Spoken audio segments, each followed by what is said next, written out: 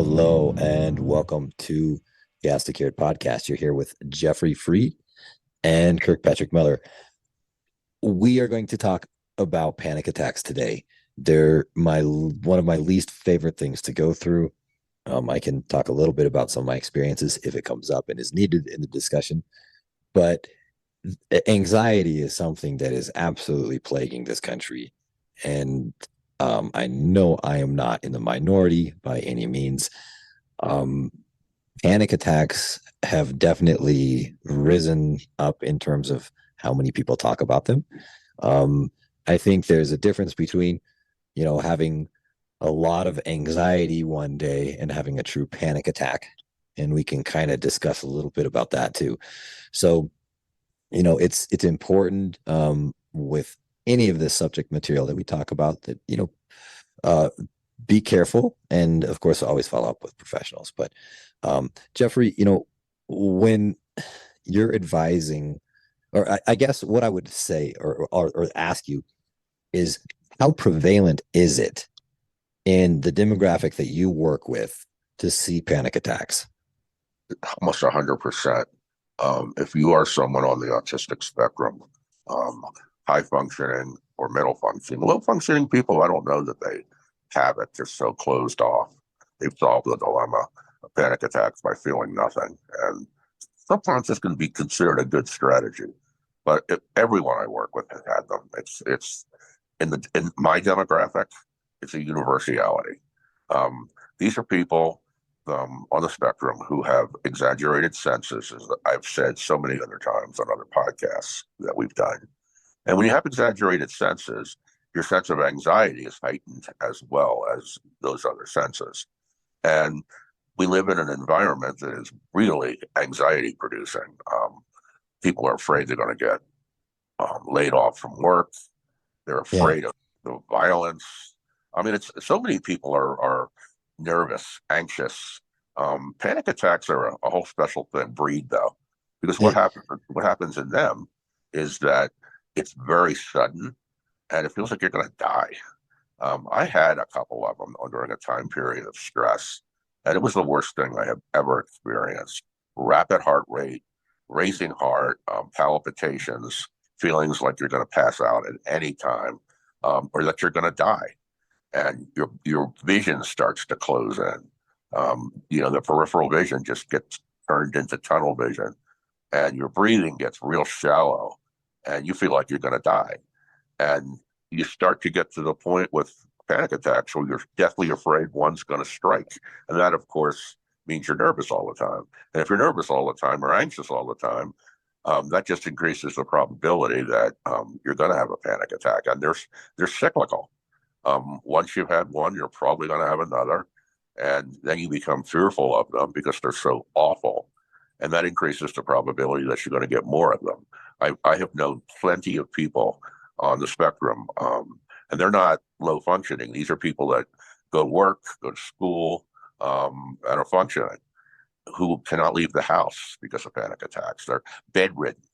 And it's a horrible problem, and it's definitely increasing in frequency as we have more and more people who are on the spectrum.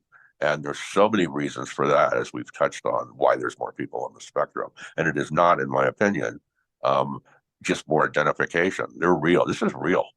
And it's not slowing down either. Oh, yeah, you got that right. It's It not really, slowing down. It's the increase is going to be, in my opinion, we're at the low end of an exponential curve. And the biggest issue is, that's why we're having mental health crisis, because they're just, no one's prepared. This is different. So I do want everybody that is listening, if you go back and listen to what Jeffrey just described as a panic attack, that is one of the cleanest descriptions you're going to hear in a long time. For me, the heart racing, the walls closing in, it just, the feeling of the sky falling is my big one. It just, like, it feels like everything is just hitting me all at once, and I kind of, it hurts. So I kind of physically recoil at times. And for me, there's, I know when I was younger, there were places I like to go because I could kind of hide in them. Tight spots for me sometimes felt I'm somewhat claustrophobic, but in those circumstances, it felt like there was more control and like I was blocking out some of the world. You're So I protected. liked, No one could yeah, get you. No one could yep, see you having it because the shame, because you feel like, especially if you're someone who's talking in front of a group or, talking in front of friends, you're so afraid they're going to think less of you, especially if you actually pass out, which happens a lot. yeah, Um, I mean, it's the worst thing, and it passes though. I mean, when it passes, it's real interesting because you're shaken, but you feel so much better, and then back comes the anxiety. Our culture could not be worse. Yeah, it could be. You could be like in Ukraine or something and have to worry at any moment a bomb could get you, or in Africa, where you could get killed from a bunch of guerrillas coming in and start shooting up the place. Um, Venezuela, I would imagine the people in Venezuela are under siege, and a lot of them have panic attacks. But this is different. Um, this country is so pressure filled. It's not so much physical danger; it's psychological danger. And when it's it's such a shaming culture, and it's so scary. Medical bills are one of the big reasons for stress.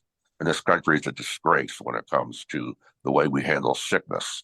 It's a very cruel, non-compassionate culture, and it's if if you fall afoul of it, it will destroy you. Imagine this is psychological danger, which I swear is as bad as physical danger. Waiting for the phone to ring, afraid to pick it up, afraid to check the mail, afraid to go outside, and that's horrible. The other thing is just economic insecurity. That's a big one in terms of panic attacks. You're one bill away from being out on the street, or two or three bills. If anything happens to your car, you can't repair it, and you lose your job. So you're always on hyper alert. Your body is producing massive amounts of cortisol and noradrenaline, and that's what causes panic attacks. It just comes out all at once, and you fight or flight syndrome. you're mentioning a couple specific topics that always hit individuals that are neurodiverse. So people that are diagnosed with more extreme mental health issues, like myself when I had bipolar one, my chart, stuff like that. The the cost of going to hospitals and the amount of tests that people would run on me that were not necessarily necessary, but they were trying to check up on certain things. I mean, I'm not gonna get into that, but it was a huge fear, and I don't like to go. I really don't go unless I'm like on the verge of like feeling like death is a probability. That's when I go. Um, there have been a few times when I've been, so under duress. And you mentioned that I think a lot of times the stress that builds up on us, I I don't know if it's the stress that causes it. For me, it's unpredictable. I've Yeah, had I've yeah, had panic attacks when like I'm literally like on vacation and just having like a beautiful like moment, or I'm on a hike, and then, or like as you said, you mentioned before, sometimes these things happen at a workplace or a social event, and they are embarrassing. I wanted to segue back to one thing that you said, where when you come into this, when we talk about mental health, especially panic attacks, when I spent time over in a different culture, in a different country where everything was way slower. Yes, there's a lot of fears from different things, like you were talking about, um, but uh, it was it felt calmer mentally. And I will never forget coming back and landing in LAX, and I got out, and everything was totally, kind of quiet, because everybody's on their phones. hmm, And the energy that you felt landing and getting out in that area, it felt unhappy. It felt stressed. And if you have a whole population of individuals that are hypersensitive, as we've talked about earlier on shows about hypersensitivity. So if they're picking up on all of this stress everywhere they go, it's um, a steam kettle that's continually boiling. You're not letting off the steam. Like a pressure cooker. Yeah, and it's at a certain point there were just moments where I honestly feel like I'm always anxious and I'm always panicked. And so I'm just surviving and I'm really just holding off. It feels like I'm already in that losing battle sometimes, right? Like there's a leak, there's a hole in the side of I'm thinking of a big, huge tank of water. You can use duct tape, it's going to work for a little bit, whatever Right. else, but it just keeps coming.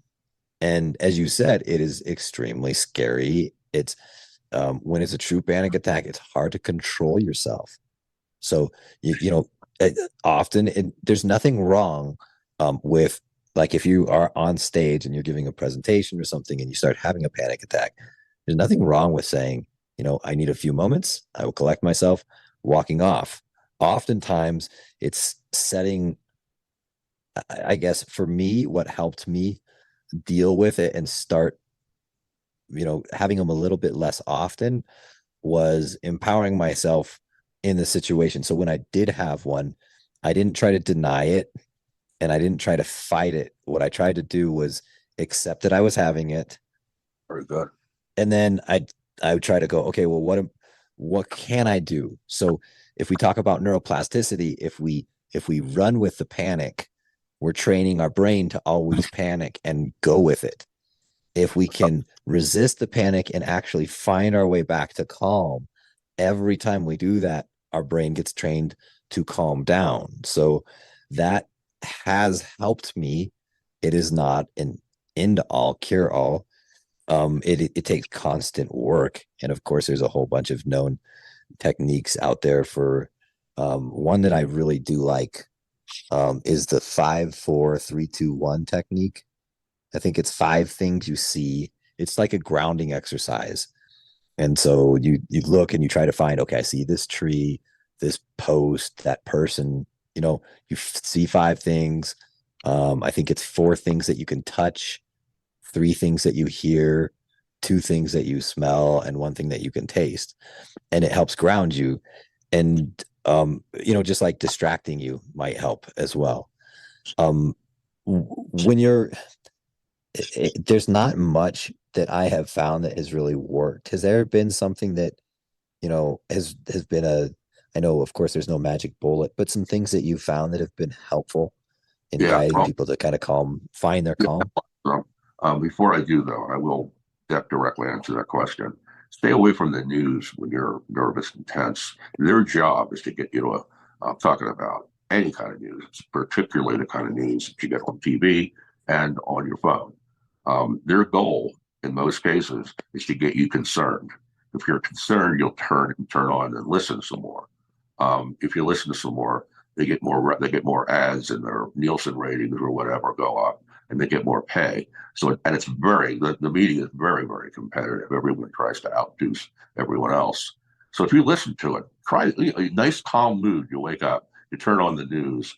I almost guarantee that within an hour you're going to be ready to hang yourself.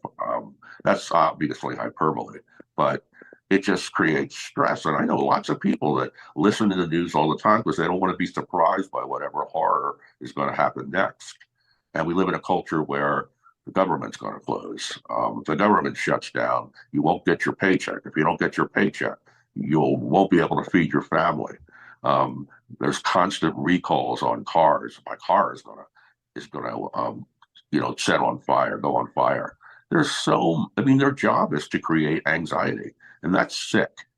Instead of reporting the news, they try to create anxiety, knowing that it's not doing the public any good, but not caring because it's all about money. Ratings and impressions, yes. So sick of a culture. And then the things that work, that really work well for me and the people I've talked to about it. One other thing before I say that, it's linked to sleeplessness too. And 90% or more of people on the spectrum have sleep issues and also panic attacks. It's that common. But what works for me, number one, is when you start to feel a panic attack, look up. It's almost impossible if you look up to the ceiling or the sky for you to be panicking. It takes you right out of that mode. What you want to do is you want to look down, to sort of go inside, figure it out, or protect yourself. Looking up by itself will probably help. The most important thing then is breathing, because if you analyze what happens with your breathing during a panic attack, you're breathing very shallow in a very shallow fashion. So a couple of deep breaths, like if you can do it, 3 seconds or four, and then when you let it out, double it. Instead of 3 or 4 seconds, let it out 6 or 8 seconds. Couple of those will help too. And then another interesting technique. I read a really good book about this years and years ago, and it stuck with me, all except for the name, of course. But I think it was called Don't Panic. And one of the strategies was to invite the panic attack in. Say to it, come on, panic attack, come on in, see what you can do. Let me have both barrels. And it's so bizarre. It takes the force out of it, at least some of it.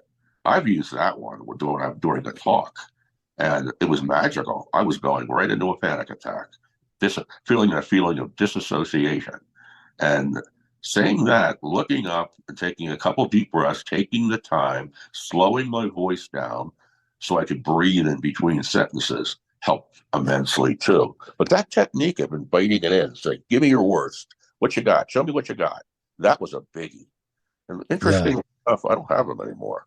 Accepting it is something that is very helpful. The hello panic. I think there was a Netflix thing that my niece and I watched, and there was a guy that said that. And that was literally the word that he said was hello, like you'd mentioned, like greeting it, like taking it in instead of fighting against it. A lot of times we definitely, for me, sometimes the panic attacks coincide with OCD, which is where I'm getting bombarded with images at the same time. Yeah. That can be really scary because what happens is I'm panicking about something, and that happens to be an obsession that I'm getting intrusive images in terms of, like, say, finances. So I'm worried about my bank account crashing, and so I'm like seeing like all of the stuff happening mentally and over and over and over. I can't keep that out, and at the same time I'm panicking about a financial event. That is not pleasant, and it's hard for me to kind of get out of it. So, and the thing is there are times where we don't. I work in a job. I have to show up. I can't cancel. I just can't. I have to work around it. I have to make things up. So I don't really get days where I can say, listen, I can't show up. I'm having a panic attack. So I've had to learn some things that have helped me get through that. One, I would definitely tell everybody, if you drink alcohol, I definitely notice about 48 hours, 24 to 48 hours afterwards, an excessive rise in anxiety. So if you're having troubles and you're drinking, it's not going to make it better. I promise you that. With mindfulness, the 5 4 3 2 1 technique, that was very helpful for me. And also just a mantra. You can kind of have a mantra for yourself, like, I'll get through this, or I've got through this before. Look how far I've come. Look, figure out whatever mantra you need for yourself that's repetitive. It doesn't need to be like long, but you can do this. You can make it. That repetition for me, being able to kind of just say it over and over and over and over again, was just one more distraction that helped kind of get me to even the point where I could take a breath. And as Jeffrey said, I can't say it any better than that. That breathing is so vital in slowing down your thoughts and speech. So, Jeffrey, that was just phenomenally well explained. And again, at the beginning, when Jeffrey explained what a panic attack felt like, it was just spot on. So you can kind of listen back to that. Are there any closing thoughts that you have on this particular topic? Is really important. People do need to know, that when somebody is having this, it's really serious and it's hard on them. You can't just tell them to stop worrying. There's not a lot you can do, you can support them and know how serious it is. So, Jeffrey, do you have any closing thoughts? Yeah, I would say do not be afraid to try medication. Um, I took Paxil for a short period of time because you don't want to do it for a long period of time because it's addicting. But boy, it broke the cycle, and then my techniques worked even better. This happened 25 years ago when I was going on book tours because of my book, and also speaking twice, 3 times a week before a lot of people. And I could I could read them. I could feel their mood. I felt like I was picking up all kinds of subverbal information. It was bombarding me. It interrupted that totally. So I'm not saying to use, medication for long periods of time, but boy, it can really be helpful. And I don't know that I would have had such a smooth transition without it. I'm generally not, I don't really like medication, but boy, it can really help you in a situation. Exactly. If something is getting in the way of your life, it's worth analyzing your options and looking for, what tool you want to use to make you the best and you the happiest. Find a doctor that'll work with you on that. And don't ever feel pressure to take something, but certainly don't feel any shame. The doctors are really, at least I shouldn't say the doctors. There's individuals that are on social media that really pill shame and say that you can do everything on your own. And I honestly believe sometimes, like Jeffrey had just said, you interrupt that cycle. It allows your brain to it gives you time to carve out a new pathway for Exactly. your brain to work. And so there's no harm in just literally stopping a cycle so that you have time to heal. Like if you had a broken leg and you run on it every day because you have to, it's not going to heal. I don't understand why people treat the physical so differently than the mental. It's literally the same thing. So if you have a panic attack, by the way, it's okay to just be gentle on yourself for the next couple of days because it takes a lot out of you. It's physically draining. So that would be my last suggestion is, give yourself grace after you do have a panic attack. Rest, take it easy on your body. If you're really into working out like I am, take it gentle on your body that next day because that panic attack, that racing heart, the fast pace of breathing, the temperature. I mean, I get sweats. It takes it out of you. Stay hydrated, get to bed at the normal, golden hour, good nutrition, the stuff that we've always talked about, and listen to this podcast. It'll help you a lot. So may as well plug it. Jeffrey, thank you so much for being here and phenomenal suggestions as well as a perfect example or explanation of what panic attacks are. So thank you all for tuning in. Have a wonderful day, and we will be back next week for more. So thanks so much. All right.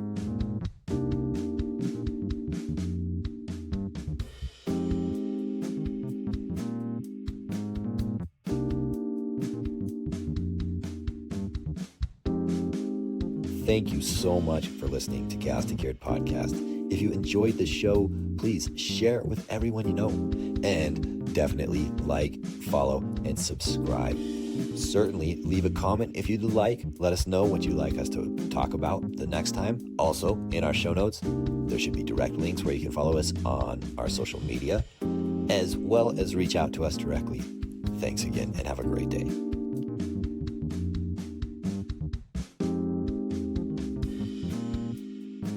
The views, thoughts, and opinions expressed on Chaos2Cured podcast are the speaker's own. All discussion is based on our own experiences.